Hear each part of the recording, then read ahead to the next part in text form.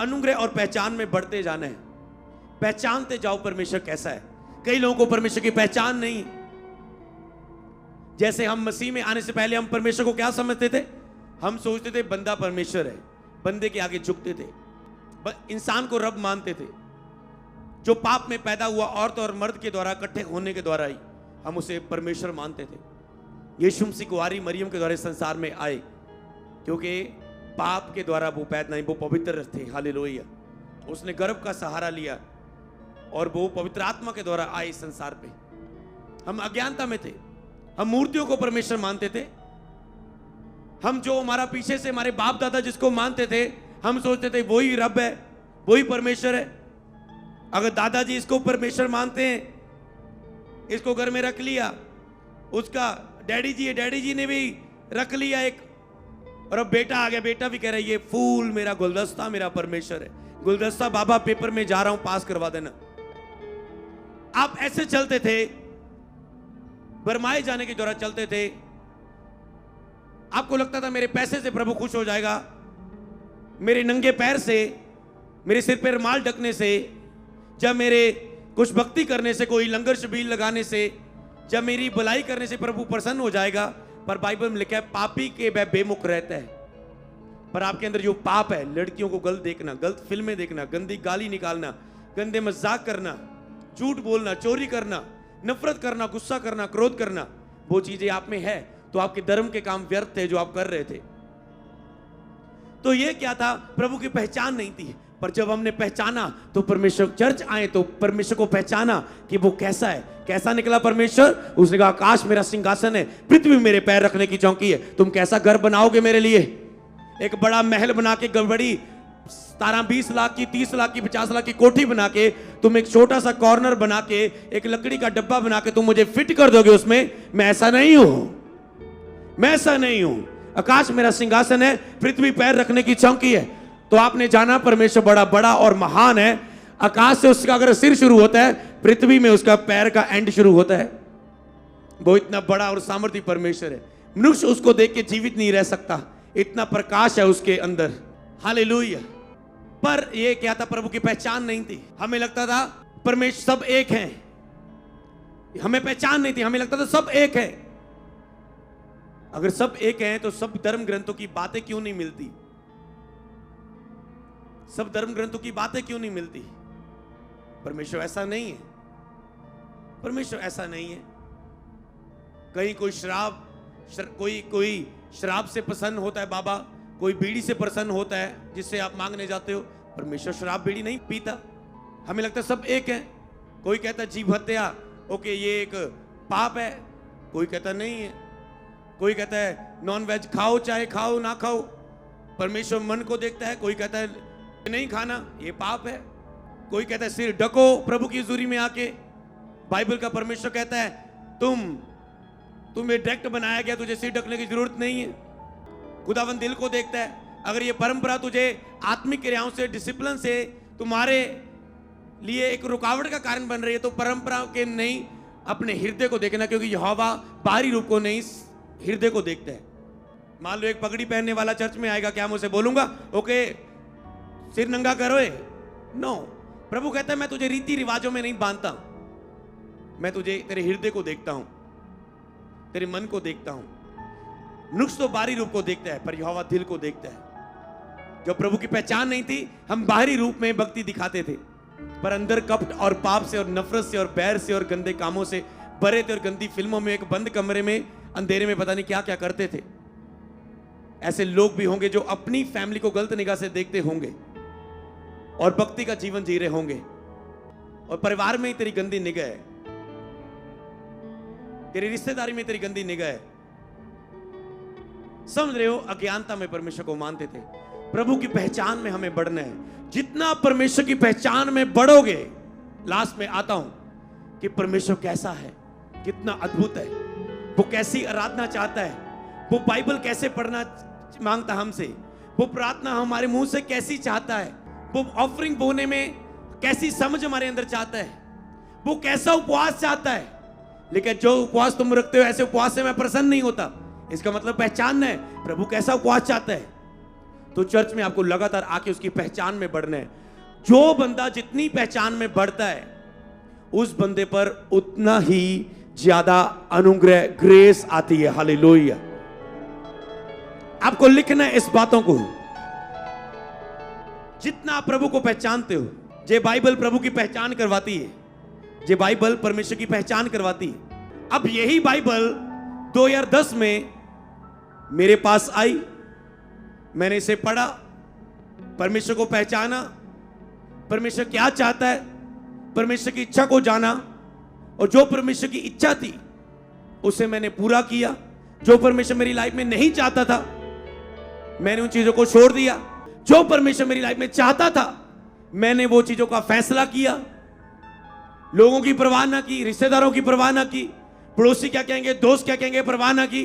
बस परमेश्वर जो चाहता है उसकी इच्छा को पूरा करूंगा मैं। हालेलुया। सबसे पहली आज्ञा आपके लिए परमेश्वर की है। बाइबल में क्या, अपने माता पिता की आज्ञा मानो, लिखा है बाइबल में। तो अगर वही माता पिता आपको बोले चर्च नहीं जाना तू आज, और आपने वायदा किया प्रभु, मैं तो वायदा क्या, ये तो आज्ञा है प्रभु की, 6 दिन काम कर कर 1 दिन तो पहला तुझे मुझे देना ही होगा, ये आज्ञा है। अगर आप चर्च नहीं आते, आप आज्ञा को तोड़ते हो। ये कोई ऐसी बात नहीं है छोटी मोटी। कई लोग प्रभु भोज वाले दिन ही चर्च आते हो और तुम इतनी आज्ञाएं तोड़ते हो, तो कैसे ग्रेस उसकी तेरी लाइफ में होगी? क्योंकि तुम उसकी इच्छा तो पूरा कर नहीं रहे हो। रेगुलर चर्च के मेंबर नहीं हो, तो तुम एक ग्रेस के नीचे नहीं हो। तुम बहुत सी चर्चों को फॉलो करते हो, हर जगह तुम लेखन के लिए जाते हो, हर जगह तुम प्रार्थना के लिए जाते हो, हर प्रचारक को तुम सुनना चाहते हो, और इसलिए जो तेरे अगुए पर ग्रेस है वो तेरी लाइफ में काम नहीं कर पाती। क्यों? क्योंकि तुम हर एक को सुनता है, तू हर एक को देखता है, हर एक से वर्ड लेना चाहता है, हर एक से प्रेयर करवाना चाहता है, हर एक की शिक्षा को फॉलो करता है। और जब तेरा अगुआ ग्रेस से भरा हो तो तुझसे प्रार्थना करता है, तेरा पड़ोसी चंगा हो रहा है, तू नहीं हो रहा है। क्यों? क्योंकि तू उस ग्रेस के नीचे पूरी वफादारी, ईमानदारी के साथ फेथफुल नहीं है। हालेलुया। फेथफुल नहीं है। जब तुम फेथफुल नहीं होते हो तो पर तुम जो बोते हो फिर वही काटते हो। फेथफुल रहना परमेश्वर के साथ, ग्रेस के नीचे रहना, फेथफुल रहना, तो ये ग्रेस परमेश्वर देता है। तो क्या करना? परमेश्वर की पहचान में बढ़ना है। हालेलुया। नंबर 1, आपको अनुग्रह में बढ़ना है। दूसरा पॉइंट आपने सीखा, परमेश्वर की पहचान में बढ़ने से अनुग्रह बढ़ेगा आपकी लाइफ में। जितना पहचानोगे, तो 2010 में ये बाइबल मेरे पास आई, मैंने परमेश्वर को पहचानना शुरू किया, वो कैसा है, वो क्या चाहता है। दिन रात उसकी व्यवस्था पर मगन रहना शुरू किया मैंने, दिन रात इसे पढ़ता रहा। तो परमेश्वर की पहचान में आपको बढ़ना है और उसमें बढ़ते जाना है। मैंने इस वचन को पहचान में बढ़ा और मुझ पे अनुग्रह हुआ। आज मैं ब्लेस्ड हूं आपके सामने। हालेलुया। मेरी आशीषें जवाब दे रही है, मेरी आशीष, मेरी ब्लेसिंग्स हर एक हिस्से में, क्षेत्र में मुझे ऊंचा कर रहे हैं। हालेलुया। तो उसने पढ़ेंगे हम इब्रानियों की किताब 4 की, हम 16 को पढ़ेंगे, 15 से पढ़ देंगे। क्योंकि हमारा एक ऐसा महायाजक नहीं जो हमारी निर्बलता में हमारे साथ दुखी ना हो सके, वरन में सब बातों में हमारे समान परखा गया तो भी निष्पाप निकला। यीशु भी हमारे समान, आप परखे जाते ना, पाप आपके सामने आता है, चोरी आपके सामने आती है, झूठ आपके सामने आता है, लालच आपके सामने आता है, आप क्या करते हो? संडे आपको अच्छा काम आता है, आप क्या करते हो? आप परखे जाते हो ना कि आप कैसे हो, प्रभु कितनी दया आप पर करे। आप दया देने के लिए परखे जाते हो, याद रखना। मुझे मसा देने के लिए उसने परखा और फिर मुझे अभिषेक दिया लोगों का भला करने का। क्या ये सचमुच लायक है, इसके योग्य है? क्या ये वफादार रहेगा? क्या ये लालची तो नहीं हो जाएगा? क्या ये घमंडी तो नहीं हो जाएगा? क्या ये मैं में तो नहीं आ जाएगा? क्या जो मसे को बेचना तो नहीं शुरू कर देगा? तो पहले वो चेक करता है कि आप वफादार रहोगे। अब पर वो आप में वफादारी पाता है तो आप पर वो दया करता है, दया के साथ वो बहुत कुछ आपकी लाइफ में एंटर करता है। हालेलुया। तो यीशु निष्पाप निकला जब वो परखा गया, उसके अंदर कोई कमी ना पाएगी, वो प्रभु की इच्छा पर चला। तो इसलिए आओ हम अनुग्रह के सिंहासन के निकट हयाब बांध कर चले कि हम पर दया हो और वह अनुग्रह पाए जो आवश्यकता के समय हमारी सहायता कर सकता है। तो अगला पॉइंट लिखना है, अनुग्रह को खोजना है आपने। जितना खोजेंगे दया को पाने के लिए, खोज करेंगे। आओ हम अनुग्रह के सिंहासन के सामने हयाब बांध कर चलें, खोजें उसे कि हम पर दया हो। मतलब दया होने के लिए हमें कुछ करना है। ये ग्रेस हमारी लाइफ में आए, हमें अपना कदम बढ़ाना है, हमें अपना कदम बढ़ाना है। वह अनुग्रह पाएं जो आवश्यकता के समय सहायता कर सके। आप पर ऐसी ग्रेस होनी चाहिए। आपको अलग अलग समयों में अलग अलग आवश्यकताएं होती है। कई बार आपको पैसे की आवश्यकता होती है। अगर आप में ग्रेस है ब्लेस्ड जीवन जीने की, तो मददगार राइट टाइम आपके पास आ जाएंगे, खुद आपको कॉल करेंगे, मुझे आपकी हेल्प करनी है। हालेलुया। आप बीमार होंगे, प्रभु की अगर दया आपके ऊपर है तो तुरंत आप यीशु नासरी के नाम में चंगाई को ग्रहण करोगे। हालेलुया। प्रभु आप पर दया करेगा। मैं हर एक शत्रु की चाल को नाश करता हूं इस समय, इस प्रेजेंस में। हालेलुया। तो कहते हैं ताकि वो सहायता कर सके। ये अनुग्रह हमारी सहायता कर सकता है।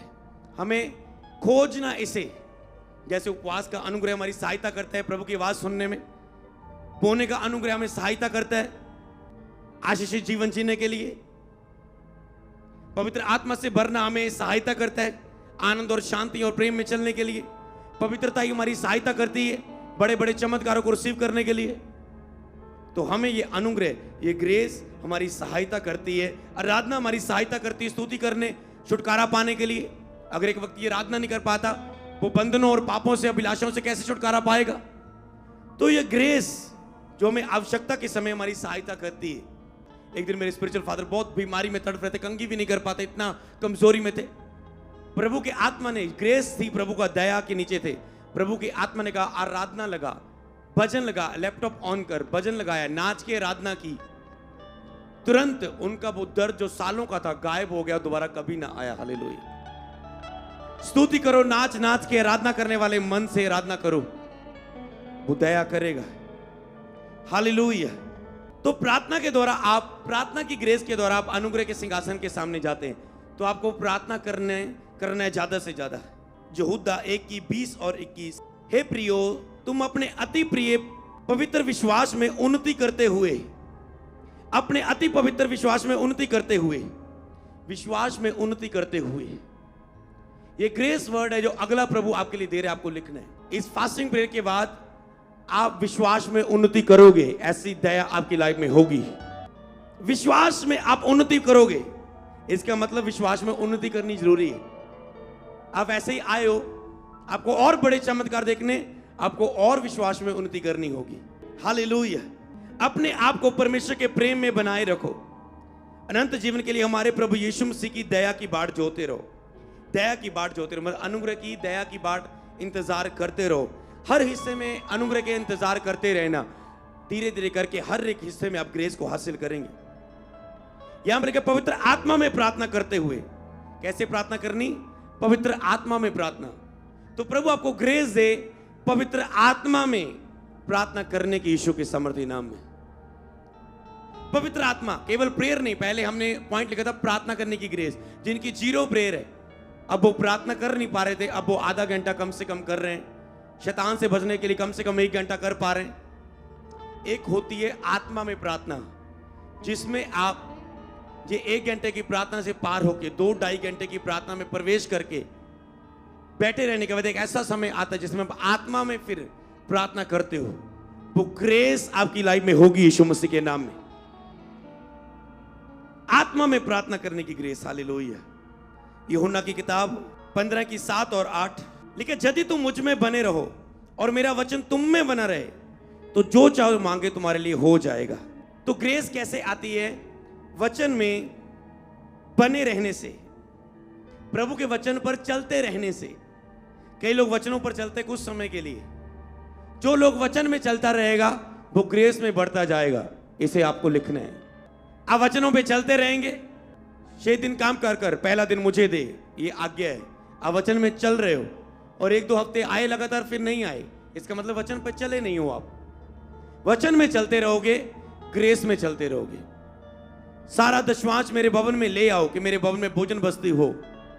ओके, तू महीने का 10,000 कमाता है, 1,000 तेरा दशवांश है, जो तेरा नहीं है वो परमेश्वर का है, इससे अलग तेरी ऑफरिंग है।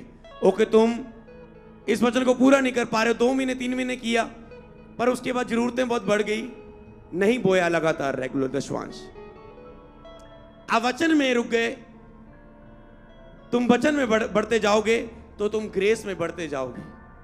वचन पूरा करते रहो। कहता है यदि तुम मेरे वचन तुम में बने रहे तो जो मांगो तुम्हारे लिए हो जाए। वचन तुम में बने रहे। हालेलुया। मेरे पिता की महिमा इसी से होती तुम बहुत सारा फल लेके आओ। तो परमेश्वर चाहता है कि आप फल लेके आए। हालेलुया। तो वचन पढ़ने से आप क्या समझे? अनुग्रह होता है, आप फल लेके आते हैं, रिजल्ट लेके आते हैं परमेश्वर के सामने। वचन पढ़ने से अनुग्रह होता है। जितना आप बाइबल रीडिंग करोगे उतना अनुग्रह होगा आपकी लाइफ में। जितना आप बाइबल को पढ़ेंगे, मनन करेंगे, मानेंगे, प्रभु की इच्छा को पूरा करेंगे, उतना आप पर अनुग्रह होता है। आप कहते हैं पासी प्रे करो, मैं तो प्रार्थना नहीं होती, अनुग्रह हो जाए। बाइबल पढ़ो, पहचान में बढ़ो, मानो, मनन करो, अनुग्रह होगा तुझ पे। हालेलुया।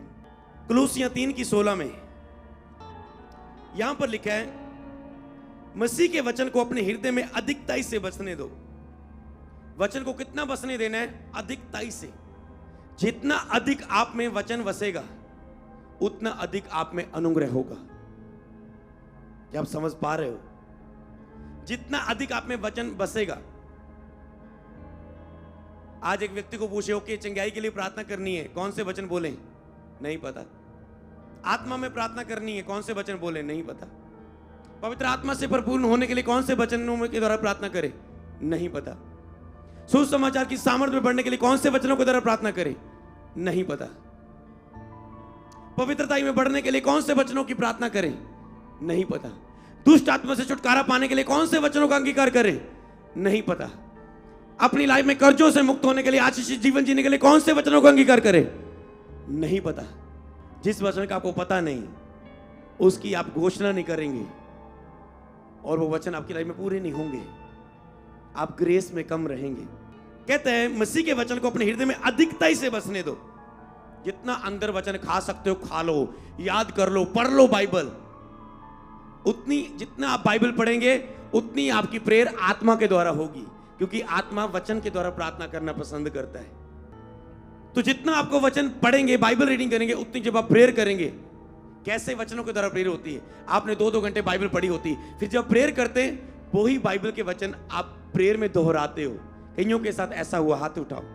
होता ना, आपने बाइबल पढ़ी होती है 2-2 घंटे, सुबह पढ़ी होती है, रात को प्रेयर करते हैं, वही बाइबल के वचन आत्मा आपको प्रेयर में यूज करने के लिए मदद करता है। इसका मतलब आत्मा के द्वारा प्रेयर होगी।